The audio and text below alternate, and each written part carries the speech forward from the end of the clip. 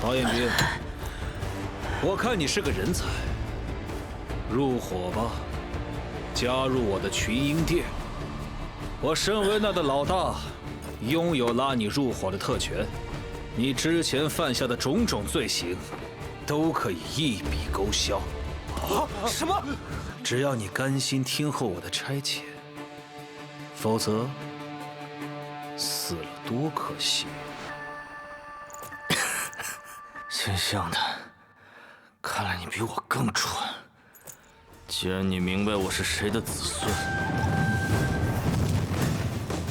引狼入室这种事，你也想得出来？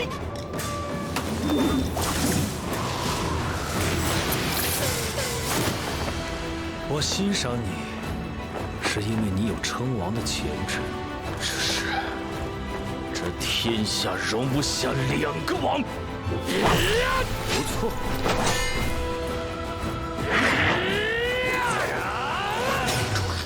到头来，我依然还是霸王，而你只是我手中的一只王马。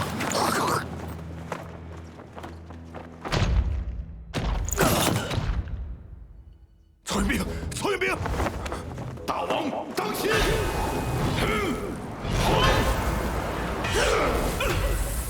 无力可比樊哙，伤我主公者死！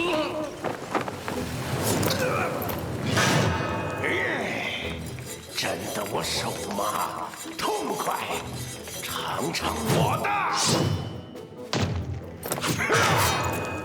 你们两个上去帮忙。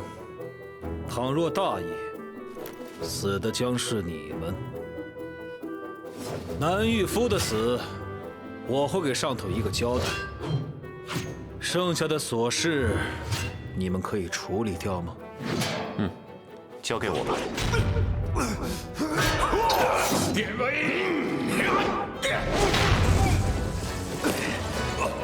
怎么看？与之前的对手不同，都是狠角色。主公命在旦夕，先想办法救他出去。若主公死了，咱们一个也活不成，一人打两个。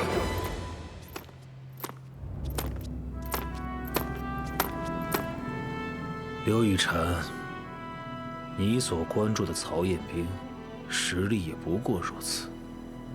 哼，是我高估你了。彦兵，彦兵，你挺住啊！彦兵，彦兵，你醒醒啊！彦兵，痛啊！我已经被刺穿了，似乎不是第一回了。好热，身体像被烈火灼烧一样，